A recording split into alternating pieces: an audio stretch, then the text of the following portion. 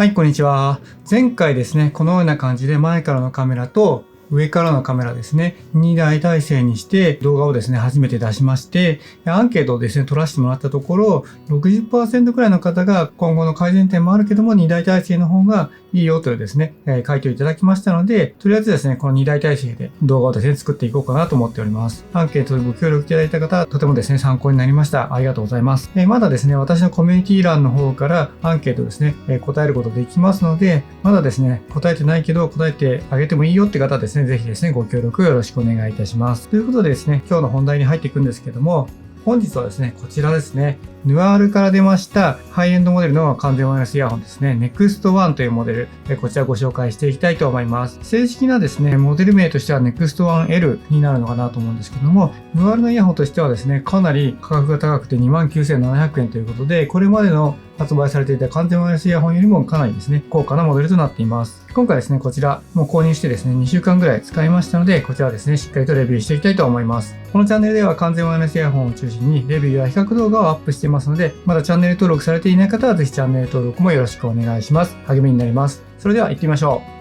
う。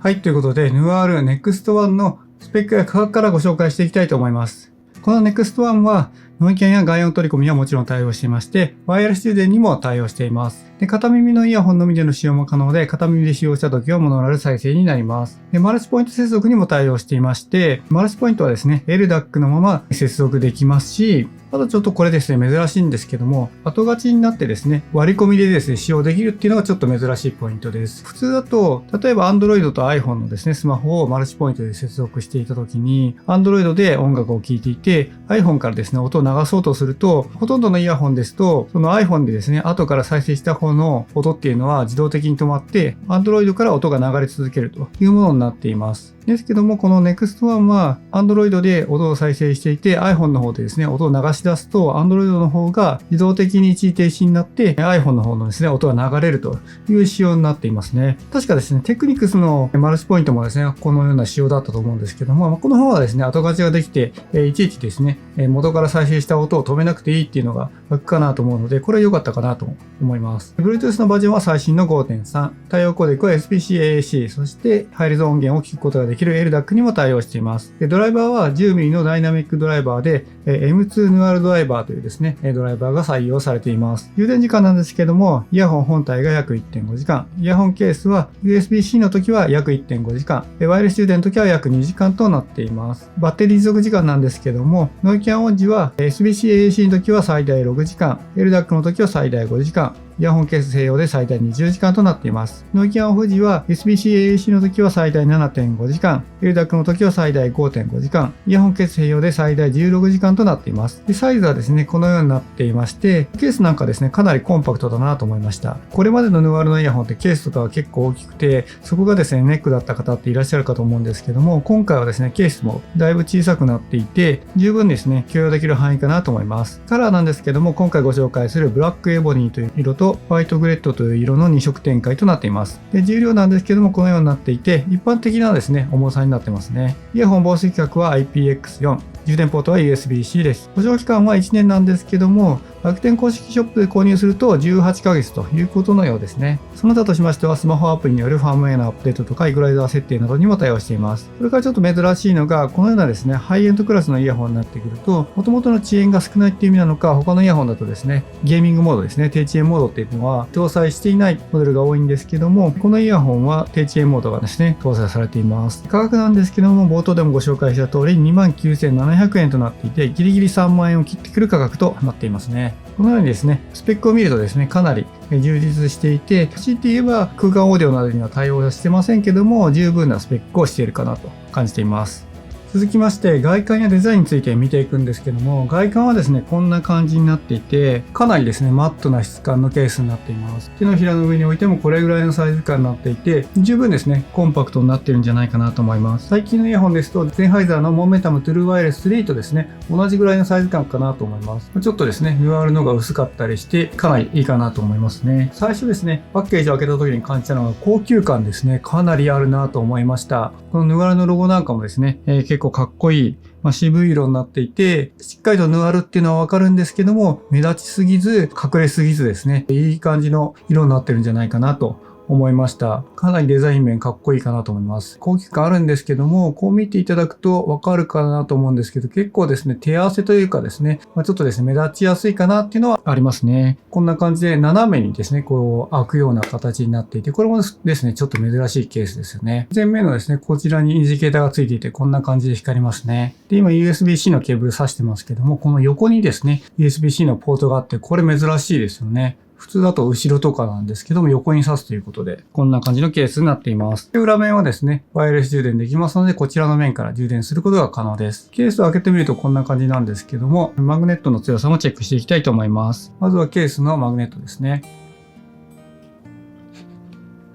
思いっきり振ってもですね、全然開く感じがなくて、マグネットはめちゃくちゃ強力ですので、これはですね、とてもいいかなと思います。マグネットが強力すぎると、こうですね、パカッと開けるときが開けづらいっていうことがですね、よくあるんですけども、こちらですね、かなり強力ではあるんですけども、十分ですね、開けやすいケースになっていて、これもとてもいいかなと思います。イヤホン本体のマグネットの強さは、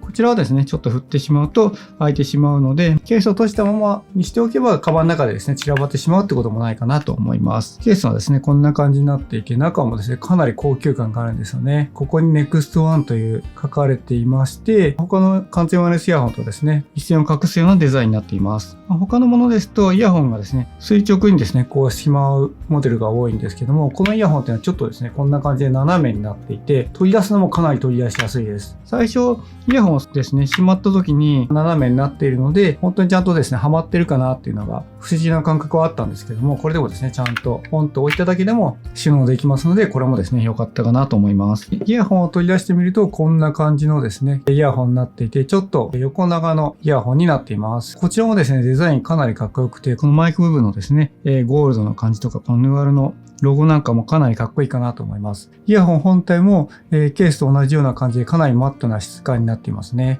こちらもですね、手合わせなんかちょっと目立ちやすいかなとは思うんですけども、かなりですね、高級感のあるデザインになっていて、かなり気に入っています。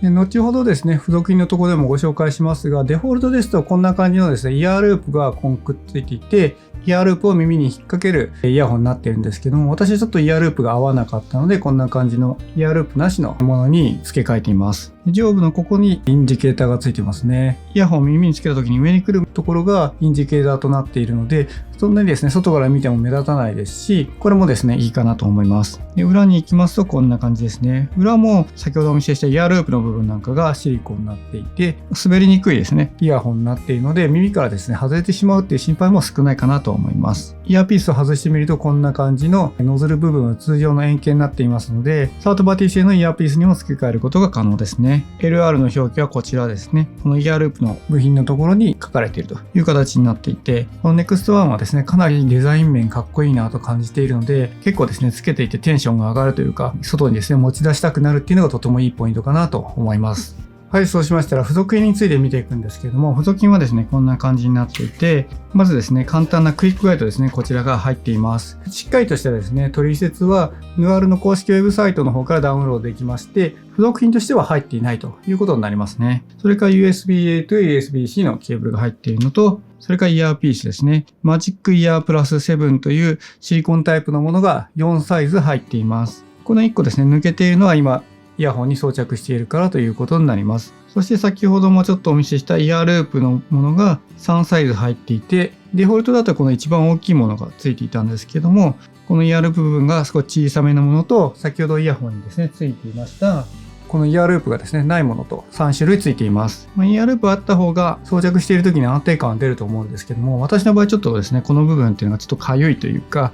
ちょっと気になってしまったので、私の場合はですね、イヤーループなしのものに付け替えています。運動とかしたいっていう方ですと、イヤーループをですね、ありのものを付けた方がいいかなとは思いますね。こんな感じでイヤーピースなんかもしっかりとしたケースに入っているところなんかもいいかなと思います。はい、続きまして装着感についてなんですけども、装着感はですね、結構軽くですね、つけられるなと感じました。重量自体は他のイヤホンに比べて特別軽いというものではないんですけども、結構軽めにつけられて、圧迫感なんかもですね、少ないイヤホンになっているなと感じまして、それはですね、良かったですね。こういう色味とかですね、デザイン面なんかを見ると、イヤホンもですね、ケースもちょっと重ために見えるんですけども、実際つけてみるとそんなこともないですし、結構快適にですね、つけられるっていうのがいいポイントです。で、装着したところを写真で撮るとこんな感じに見えまして、結構ですね、こう見ると耳から大きくはみ出てるかなって見えますけども、実際にですね、鏡なんか見てみると、そこまで大きくですね、はみ出ていて、かっこ悪いとかですね、ダサいっていう感じじゃないかなと思います。かなりですね、かっこいい感じにつけられるかなと思いますね。で、上の方とかもですね、かなり空いてますし、圧迫感もとても少ないです。イヤーループがですね、あるものをつける方っていうのは、ここですね、耳に引っ掛けるという形になりますね。ただ、イヤーループなしのものをつけていても、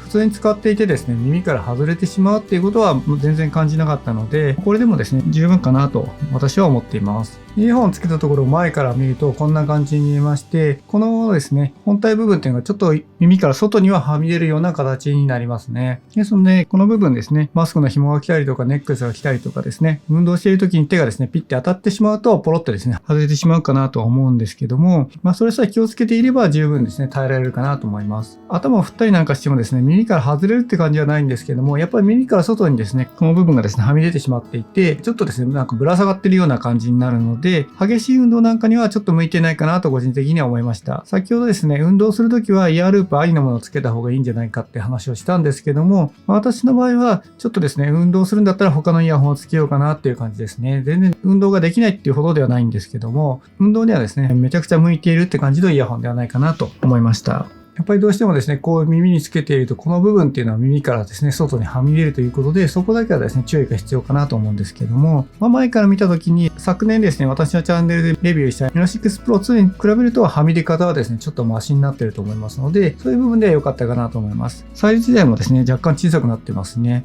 その部分はですね、とてもいいかなと思いましたね。続きまして、アプリでのカスタマイズについて見ていくんですけども、アプリはですね、Nuar Connect というアプリでカスタマイズをすることができます。これまでのイヤホンですと N10 シリーズは N10 Connect、N6 シリーズは N6 Connect というアプリだったんですけども、今回は Nuar Connect というアプリになります。で、こちらですね、アプリでできることを見ていくんですけども、左右のイヤホンのバッテリー残量がわかるのと、この LR のですね、表示のところ R が白くなっていると思いますが、これはですね、通話するときなんかに今は右側のイヤホンのマイクを使えますよという表示ですね。で、ノイキャンのですね、オンオフはここでできるのと、ノイキャンモードが1、2、3とありまして、ちょっとですね、このモードが何なのかっていうのがちょっとよくわかりづらかったですね。1も2も3もですね、使ってもちろん試してみたんですけども、この違いっていうのがわかりづらかったです。で、説明書きもですね、私が探した限りだとちょっと見つからなかったので、もし知っている方いたらですね、コメント欄で教えてほしいんですけども、なんか若干ですね、モード3だと、その高音域というか喋り声なんかがちょっと聞こえやすいのかなっていう感じはしましたが、明確にですね、めちゃくちゃ変わるかって言われるとちょっとよくわからなかったというのが正直なところです。で、ノイキャンの強度ですね、ハイかローまでですね、細かく、調整をすることができますね。で、外音取り込みですね、こちらのオンオフもできます。で、外音取り込みのモードを1、2があるということで、こちらもですね、モード1がないんで、モード2が何かっていうのが書かれてないのがちょっと残念なんですけども、こんな感じのモード設定があったりします。で、外音取り込みの取り込む音量の調整もできると。あとゲーミングモードですね。先ほどご紹介したこういうですね、ハイエンドクラスのイヤホンにしてはちょっと珍しいゲーミングモード、低遅延モードがついています。イコライザーの切り替えですね。デフォルトがフラットって音で、どちらかといえば低音とかを抑え気味でですね、そのまま、名前の通りフラット気味な音作りになっていて、これがデフォルトになっていて、クラリティっていう音にすると、よりですね、メリハリがついて、低音がですね、強めの音になったりなんかして、こちらの方がですね、好きな方っていうのもかなりですね、多いかなと思います。カスタム EQ 設定が、こちらですね、5つまで設定できまして、こんな感じで10バンドのですね、イコライザーかなり細かくいじることができます。これとてもいいですよね。自分の好きなですね、音作りをしたい方はこちらですね、設定することができまして、こちらですね、名前も変更もできますし、5個ですね、設定できるということで、ジャンルとかですね、楽曲に合わせて好きなものをですね、設定しておくっていうのもいいかなと思います。そしてイヤホン操作ですね。こちらは細かく設定するってわけじゃなくて、この2パターンから選ぶということになりますね。そしてこちらもイヤホン操作の設定で、左と右でですね、ノイキャンと外音取り込みどっちがどっちにするかっていう設定ができます。で、ファームウェアのアップデート、新しいものがあればこちらでできますし、マニュアルですね。アプリのマニュアルなんかもこんな感じで見えます。で、製品情報ですね、公式ウェブサイトが見れるというものですね。こんな感じでですね、アプリでカスタマイズをすることができます。基本的にですね、アプリの使い方っていうのはですね、わかりやすくなっているので、とてもいいんですけども、ちょっとモードのとこだけはですね、どうしても何を示しているかっていうのを、書いてほしかったかなっていうところはありますね。音質についてご紹介していくんですけども、音質はですね、先ほどアプリのところでありました、フラットっていうものがですね、デフォルトになっていまして、デフォルトですと、ボーカル重視の楽曲なんかですと、めちゃくちゃ綺麗に聞こえるなと感じました。例えば、キングヌーのですね、境目ですとか、ヒゲダンのですね、サブタイトルなんかですと、めちゃくちゃですね、ボーカルの音なんか綺麗に聞こえまして、とてもですね、気持ちがよく音楽の世界にですね、没入できるなと感じています。ロックとかですね、アニソンなんかの激しいような曲ですと、若干ですね、低音なんかは抑え気味になっていますので、低音のパンチなんかは少ないなと感じてしまうので、そういう場合はですね、イコライザーのクラリティっていうものを使ったりとか、自分でですね、カスタムイコライザーで調整をするといいのかなと感じました。やっぱりですね、ヌアルのイヤホンってもともとですね、ボーカルの声とかですね、高音域のきらびやかさっていうのが結構あって、日本のオーディオメーカーって結構そういうとこ多いかなと思うんですけども、その辺なんかの気持ちよさっていうのは抜群ですので、そこはですね、気持ちがいいかなと思います。イコライザーで調整すれば低音域ですね、しっかりと迫力ですね、ある音を出せているんですけども、他のですね、海外製のものとかで低音域ですね、かなりこだわっているような JBL とか BOSE とか、その辺なんかの低音に比べると若干ですね、パンチは少ないのかなと感じています。ですので、よりですね、テンポの速いとかロックとかですね、聴きたい方っていうよりか、ボーカル重視のですね、楽曲を聴きたいって方とかですね、シンガーソングライターのですね、楽曲を聴きたいって方ですとめちゃくちゃですね、合うと思いますので、そういう方はですね、ぜひですね、一度ですね、視聴してみると、とてもですね、気持ちがいい音楽体験ができるんじゃないかなと感じていますね。続きまして操作感についてなんですけども、操作はイヤホンのですね、ここの部分ですね、ここからですね、ちょっとへっこんでいるのがわかると思うんですけども、ここの部分がタッチセンサーになっています。こう見ると左の方ですね、ここの辺でちょっと膨らんでいるところっていうのは、ここはですね、タッチセンサーになっていないので、この部分をタッチすることになりますね。前面がですね、フラットですとどこがタッチセンサーなのかっていうのは分かりづらいので、こういうところがですね、ちゃんとへっこんでいって、タッチセンサーだって分かりやすくなっているのがいいポイントかなと思いました。操作も音量の上げ下げ、次の曲、前の曲、それから再生一時停止、ノイキャンや外音取り込みの切り替えなんかもできますので、その部分はですね、とてもいいですし、ゲーミングモードのオンオフも音楽停止中に長押しすることで、イヤホン本体で操作できるということで、一通りですね、すべての操作がイヤホンでできるので、その部分はですね、とても良かったかなと思います。ただですね、ノイキャンや外音取り込みの切り替えは、デフォルトですと左のイヤホンを3回タップでノイキャン、右のイヤホンは3回タップで外音取り込みに切り替わるので、最初ノイキャンに入れていて、外音取り込みにですね、入れるときに右のイヤホンを3回タップして外音取り込みに入れます。そしてノイキャンに戻そうと思ったら、逆のですね、左の耳で3回タップしないとノイキャンに戻らないということで、ずっとですね、右だけを3回タップし続けても外音取り込みとノーマルモードをですね、行き来してしまうということで、そこはですね、ちょっと分かりづらいというか、最初慣れが必要かなと思います。他のイヤホンですと、一つのですね、コマンドを複数回やるとノイキャンや外音取り込みでですね、切り替わるっていうものが多い中で、そのコマンドが別というところで、他のイヤホンから乗り換えるという方ですと、慣れが必要な部分かなとは感じました。あとはですね、前の曲に戻るというですね、操作コマンドがデフォルトですと、左のイヤホン長押しでできるんですけども、ある曲を聴いていて、左のイヤホン長押しすると、その曲の頭出しになるんですが、その頭出しになったらすぐもう一回ですね、長押ししても、なかなかですね、前の曲に戻らなくて、ずっとですね、同じ曲のですね、頭出しが続いちゃうということがあって、ちょっとですね、やりづらかったというか、ちょっとめんどくさかった部分ではありますね。昔ですね、CD プレイヤーなんかをですね、使っていた方はですね、わかるかなと思うんですけども、ずっとですね、頭出しになっちゃって、なかなか前の曲に戻れないと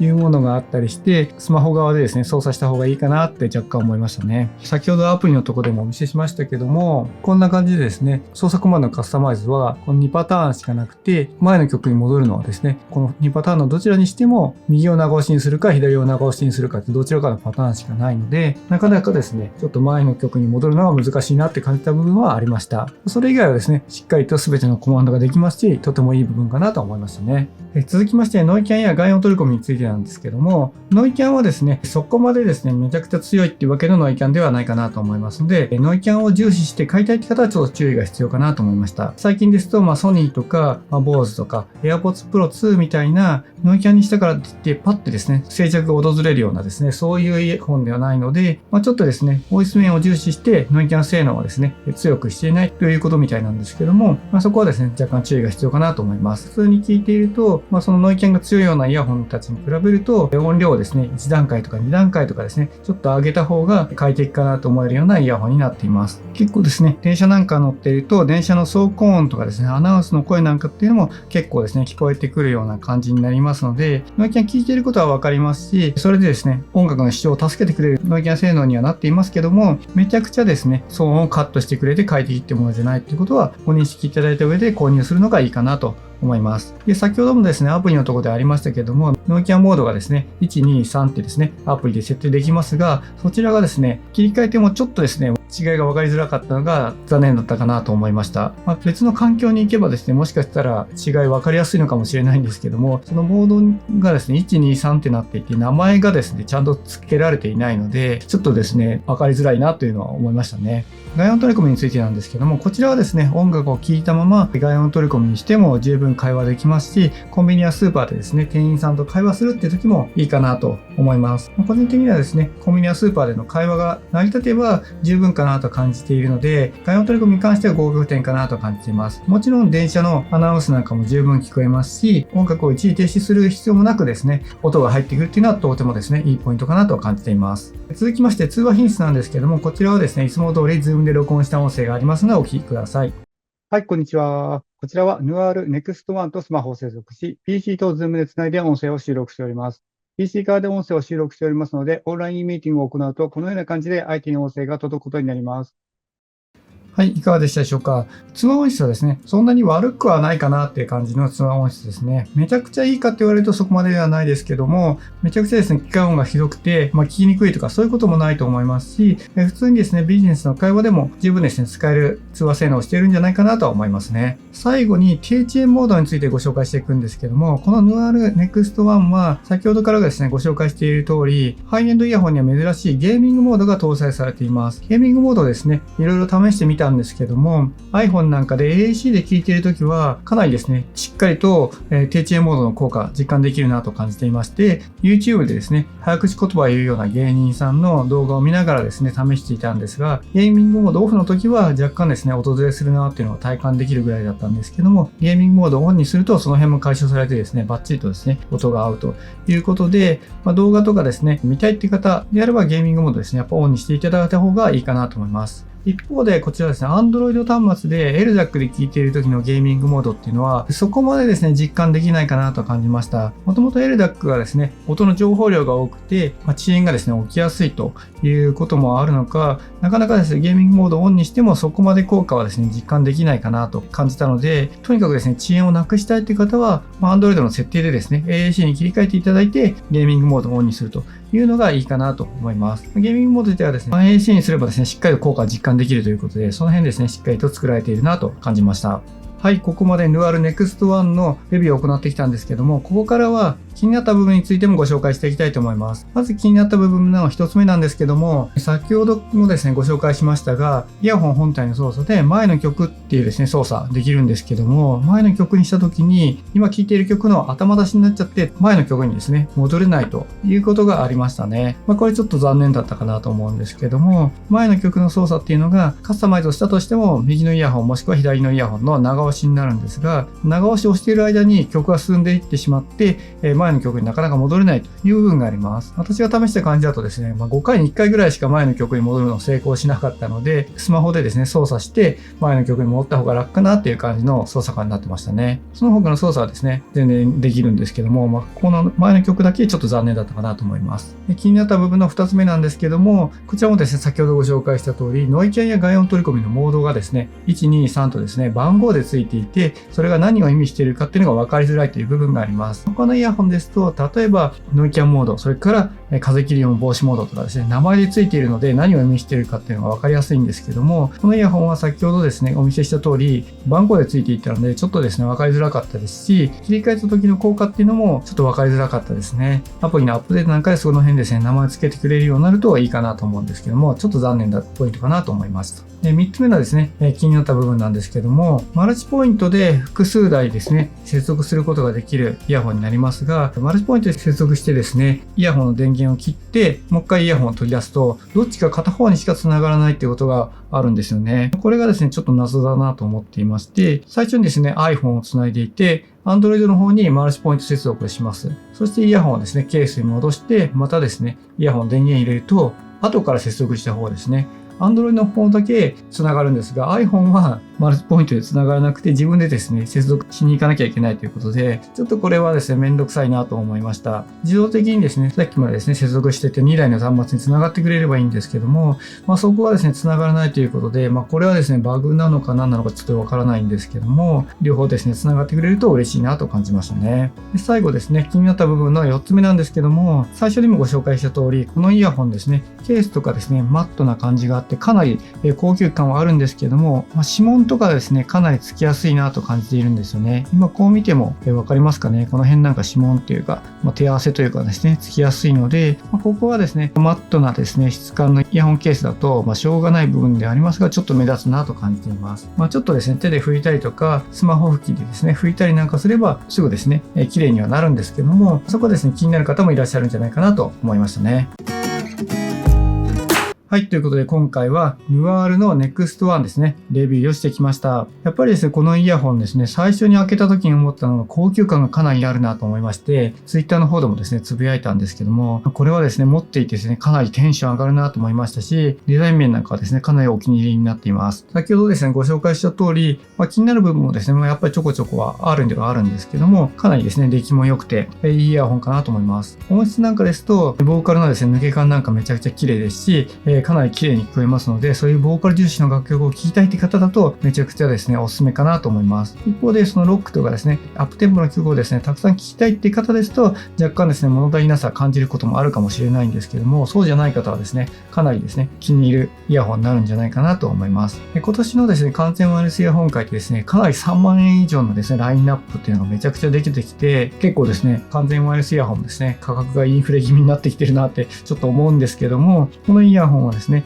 ヌアールの一番ですね、ハイエンドなモデルなんですけども、3万円を切ってきて 29,700 円という価格で購入できますので、そういう部分でもですね、優位性はあるのかなと感じています。で、しっかりとですね、今ある機能っていうのを抑えてきてまして、マルチポイントも使えますし、ハイレゾ音源も聞けるということで、かなりですね、しっかりと作り込まれたイヤホンだと思いますので、概要欄にですね、リンクを貼っておきますので、ぜひですね、チェックしてみてください。はい。ということで、今回の動画はここまでとなります。最後までご視聴いただきありがとうございました。グッドボタンやチャンネル登録もぜひよろしくお願いします。このチャンネルでは完全ワイヤレスイヤホンのレビューや比較動画を中心にアップしてますので、これからもチェックしていただけるととても嬉しいです。それから私は Twitter もやってまして、Twitter ではこのチャンネルの更新情報だったりとか、イヤホンのですね、レビュー前のファーストインプレッションみたいなこともですね、つぶやいたりしていますので、そちらもですね、フォローしていただけるととても嬉しいです。それではまた次回お会いしましょう。バイバイ。